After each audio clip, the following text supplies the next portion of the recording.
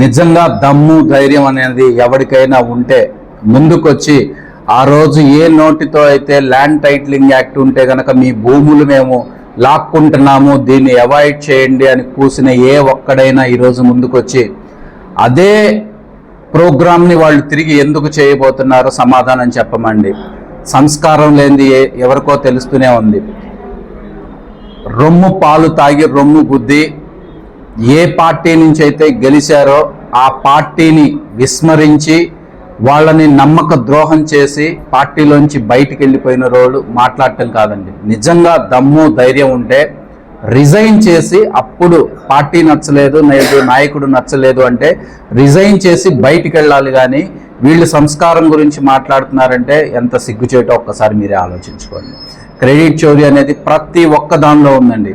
మీ ఇష్టం వచ్చిన సబ్జెక్ట్ తీసుకోండి, ఏదైనా సరే. ఆ రోజు జగన్మోహన్ రెడ్డి గారు స్టార్ట్ చేసినటువంటి పథకాలు కానివ్వండి, స్టార్ట్ చేసినటువంటి సంస్కరణలే వీళ్ళు కొనసాగిస్తున్నారు. దానికి ఏదో పేరు మార్చుకొని వాళ్ళు ఏదో క్రెడిట్ మేమే చేసాము అనే పిచ్చి ఆలోచనలు తప్పితే వాళ్ళు సొంతగా స్టార్ట్ చేసింది ఒక్కటి కూడా లేదండి.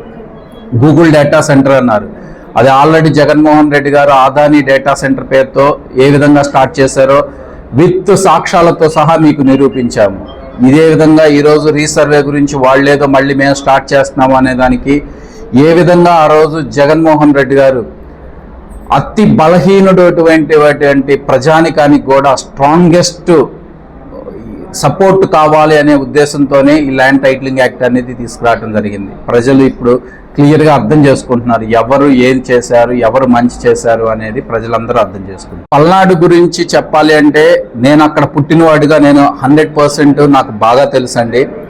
నిజంగా ఇప్పుడు పల్నాడులో ఏం జరుగుతుందో మాట్లాడినటువంటి ఏ వ్యక్తి అయినా సరే నేను తీసుకెళ్తాను రండి.